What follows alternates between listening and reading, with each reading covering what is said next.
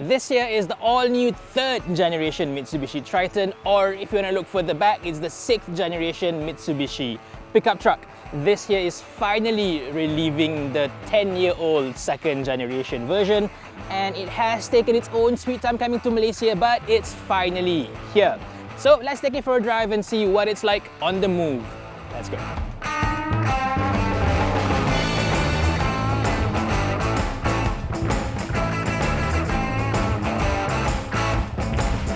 So like I said, this new Triton is a little bit late to the party. It was first launched in Thailand well over a year ago, and it's finally here in Malaysia. That also meant that the old version sort of overstayed its welcome a little bit. It went a full 10 years in service here in Malaysia. So it's actually remarkable that the old version stayed competitive within its class right up to the end of its life cycle. It was still right behind the Hilux in the top-selling pickup trucks in Malaysia. In most months, it's still ahead of the Ford Ranger and the Isuzu D-Max, both models that are far newer than the old Triton.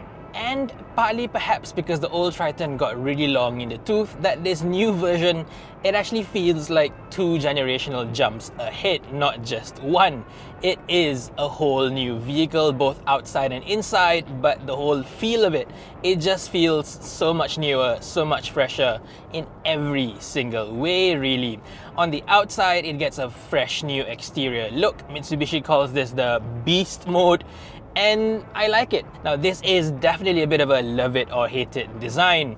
It's much bolder than before, if a little bit less sleek and sporty, but in the flesh it really captures your attention. That I like. It is far more slab-sided, perhaps a little bit less aerodynamic, visually at least, but like I said, it looks good, it looks cool and far more modern than the old one. If you remember the 2nd gen Triton, it was first launched in about 2014, 2015 with a bit of a sea creature look. Not everybody liked that as well, and it soon changed to what we know it today. This really cool, sporty face. Perhaps the same thing will be done to this generation of the Triton, but you know what? I like it the way it is right now. A few things I don't like though is that it comes without a sports bar at the back, which makes it look a little bit empty, a bit kosong if you ask me. But in place of that, there is a bit of an integrated rear spoiler by the rear tailgate, similar to what we've seen on the Nissan Navara. That I like. From the back, the new Triton does look a little bit plain, although I do like the sort of oversized taillights with the T-bar light graphics. That looks pretty decent, but then again, most pickup trucks do tend to look fairly similar from the back. One thing that I count against the Triton, however, is that the tailgate still lacks any form of a damper, so it's still very heavy to close, and when you open it, it still crashes down. That's not very pleasant. That feels a little bit old school compared to most of its rivals. Moving on to size, this new Triton is quite a bit larger in every single dimension as well. It's longer, a fair bit wider than before, and it's taller as well. The biggest change is in terms of its wheelbase. It has a 13 centimeter jump from the old one into this. So whereas before the Triton had one of the shortest wheelbases in its class, it now has one of the longest. It is that big of a move forward. It's still not quite as big as the Ranger, of course. That is still by far and away the biggest truck in Malaysia, but it's now much closer to the class benchmark, the Toyota Hilux. But thankfully, despite its increase in size, the Triton still remains one of the lightest trucks in the class, so that is a good thing, obviously. So thankfully, the new Triton has got an all-new interior in every sense of the word. There's not a single piece that has been carried forward from the old one. It's got a whole new look. It's very low down now, giving you a nice view out. The design is largely horizontal, giving you a bit of a wider look and feel on the inside, and quality has made a big jump forward as well. The top of the dashboard is all regular hard plastics, but the texture work is far more plush compared to the rather agricultural old version. The center screen, I think, is a big improvement as well. Whereas the old version had an aftermarket look to it, this is a proper Mitsubishi Motors genuine screen. I think it looks great. It has proper volume knob on it and plenty of shortcut buttons as well. Even the interface looks good. Of course, this also supports Apple CarPlay and Android Auto, but it requires a wired connection. That's a bit of a pity. There's a lot of other physical controls in this cabin as well. The air conditioning controls are all proper buttons, and in fact, this car was designed to be able to be operated with the driver wearing gloves, so all the buttons are rather big and chunky. I think that is a pretty cool idea. Compared to its newer competition, however, the screen does feel a little bit undersized, especially compared to the giant screen that's on the Ford Ranger. And as for overall feel, it doesn't quite feel as plush as the one in the Isuzu D-Max. But overall, in terms of look and feel, the seat comfort, the seat design, I think this is my favorite pickup truck cabin right now. This is perhaps more of a personal preference rather than an objective take, but you know what? I like what I like.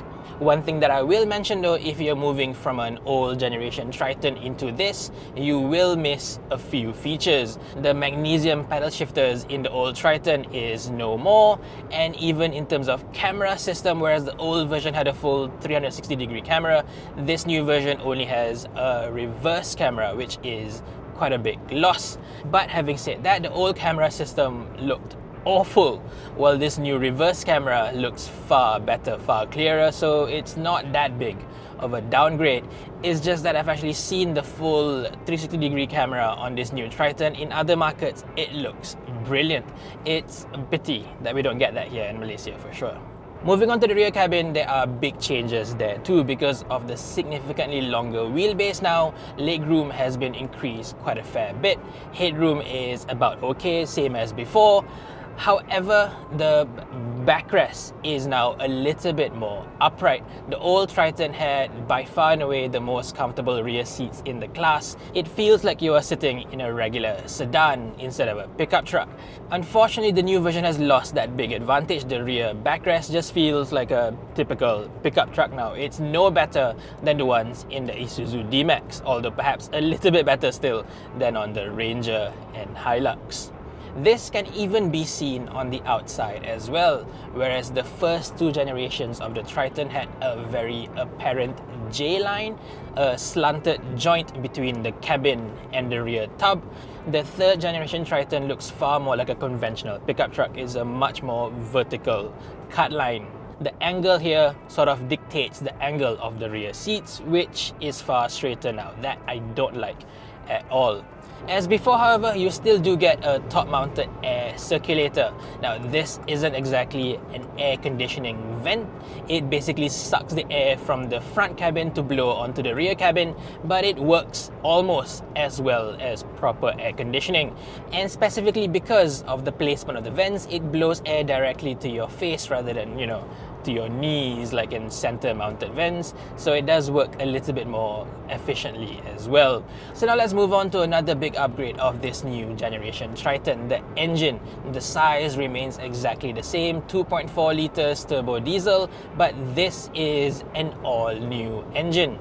The code name is new, it's now 4N16 instead of 4N15, but it's still based on an all-aluminium engine block. Also new is the adoption of a multi-stage turbo for the top spec Athlete that we are driving right now. This is essentially a twin turbo or bi-turbo setup, whereas there is a smaller turbo running at low revs and a larger one to run at higher revs. So as it is, peak torque is delivered at far lower RPMs compared to the same engine running a single turbo. So while the regular single turbo Triton gets its peak torque at about 2,500 RPM, this two-stage turbo Triton Athlete gets its peak torque at 1,500 RPM, far lower.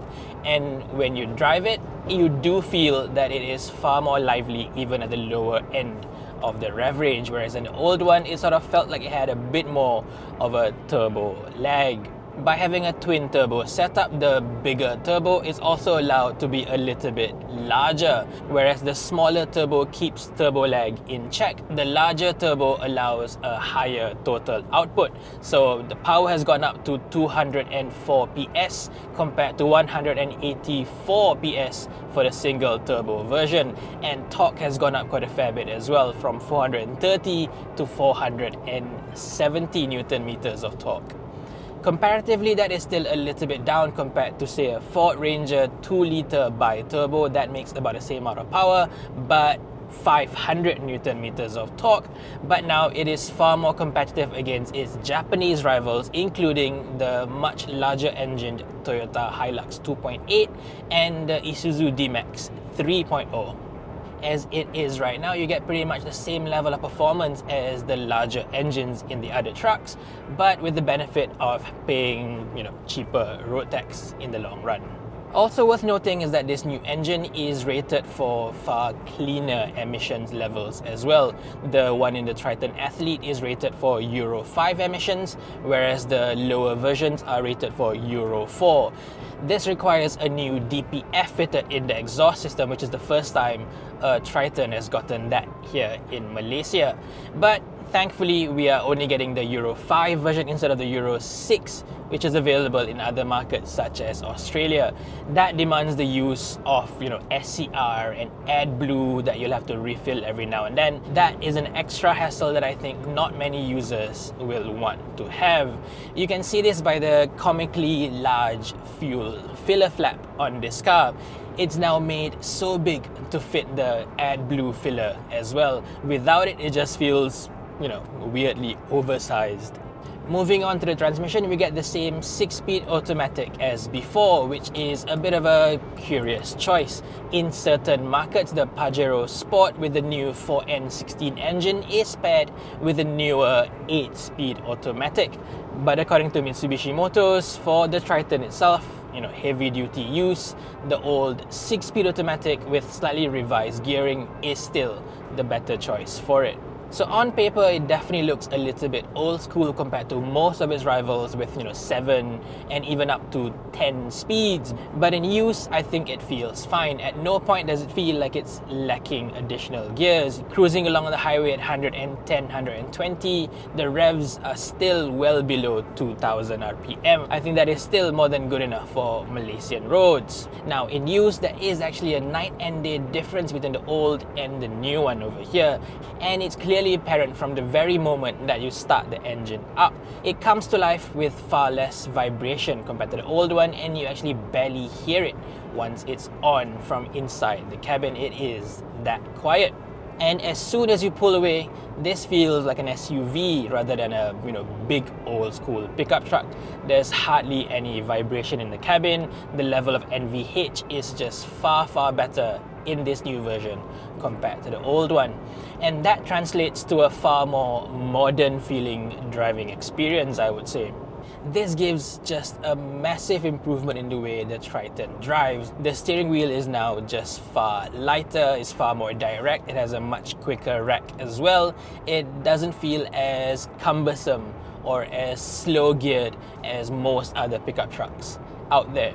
To me, this feels even better than the one fitted to the Ford Ranger, which is already an electric power steering. Somehow this gives you a better connection in terms of feeling from the wheel to the road.